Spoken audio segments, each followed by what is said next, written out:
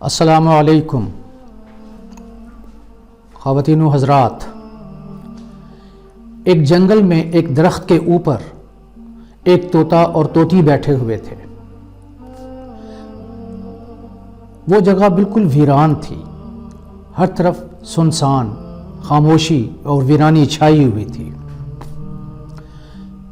طوطا طوطی سے کہتا ہے کہ لگتا ہے یہاں پر کوئی الو گزرا ہے، جس کی وجہ سے یہ ساری بستی ویران ہو گئی۔ اتفاق کی بات ہے کہ ایک الو ایک پاس ہی کے درخت پر بیٹھا ہوا تھا۔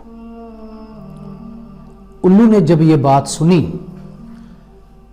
تو ان کے پاس اڑ کر آیا اور کہا کہ کل آپ میرے گھر دعوت پر آئیے گا، مجھے بڑی خوشی ہوگی اگر آپ دونوں تشریف لائے تو میں آپ کے لیے بڑے اچھے اچھے کھانے پکاؤں گا اور آپ کا بہت خیال رکھوں گا، آپ ضرور تشریف لائیے گا۔ طوطا اور طوطی نے جب یہ سنا تو انہوں نے حامی بھر لی کہ ہاں ہم ضرور حاضر ہوں گے۔ دوسرے دن دونوں اڑ کر اس الو کے گھر پہنچے۔ الو نے ضیافت کی، اچھے کھانے کھلائے، بہت خیال رکھا، احترام دیا، آبرو دی، عزت دی۔ جب وہ کھانا کھا چکے تو دونوں اڑنے لگے۔ الو نے بڑھ کر طوطی کو پکڑ لیا اور بولا کہ یہ تو میری بیوی ہے، یہ تو نہیں جا سکتی یہاں پر۔ طوطا بہت پریشان ہوا، کہنے لگا الو بھائی، آپ نے ہماری اتنی خدمت کی، اتنا کچھ کھلایا پلایا، اب کیا صلہ دے رہے ہو ہمیں؟ ہم سے صلہ مانگ رہے ہو؟ یہ تو میری بیوی ہے، ہر کوئی جانتا ہے یہ میری بیوی ہے۔ الو نے کہا نہیں، اگر تمہیں اعتراض ہے تو جاؤ جنگل کے جج کے پاس پہنچو جو ہمارے بارے میں فیصلہ کرے گا۔ جنگل کی عدالت لگے گی اور اس پر فیصلہ کیا جائے گا کہ کیا طوطی میری بیوی ہے یا تمہاری۔ طوطا بہت پریشان ہوا۔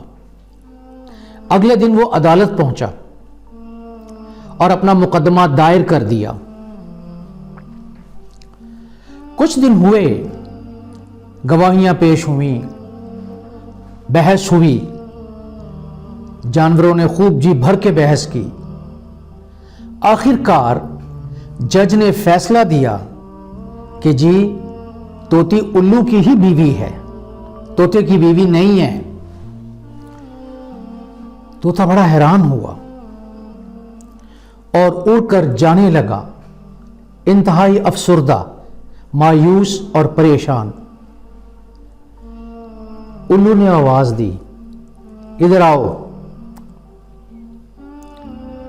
اور کہا کہ میں جانتا ہوں، مجھے علم ہے اور میں سمجھتا ہوں کہ دراصل یہ تمہاری ہی بیوی ہے، یہ میری بیوی نہیں ہے۔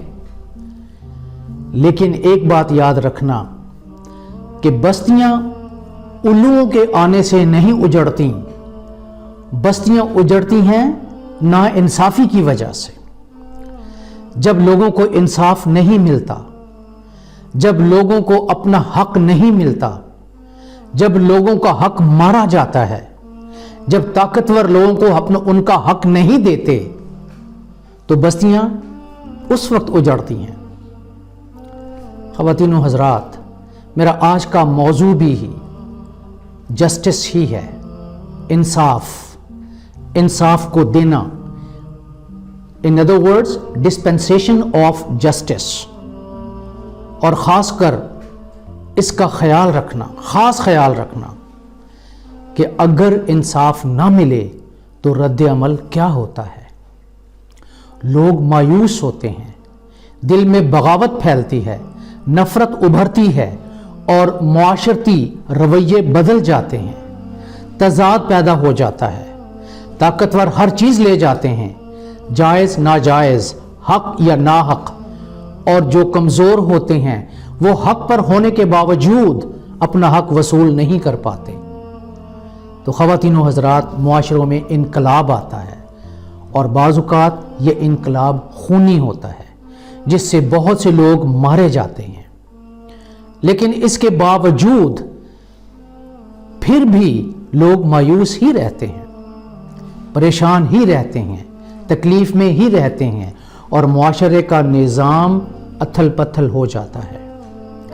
یہ ایک ایسی صورت ہے جس کی وجہ سے بہت سے ملکوں میں انقلاب آئے۔ فرینچ ریولوشن کیوں آیا؟ اس کی بنیاد ہی یہی تھی کہ لوگوں کو انصاف ہی نہیں مل رہا تھا۔ مذہبی طبقے اور امراء ان کا آپس میں گٹھ جوڑ تھا، صحیح فیصلے نہیں کیے جاتے تھے کیونکہ امراء مذہبی طبقوں کو بہت سا پیسہ دیتے تھے، جس کی وجہ سے غریبوں کو، کمزوروں کو ان کا حق نہیں ملتا تھا۔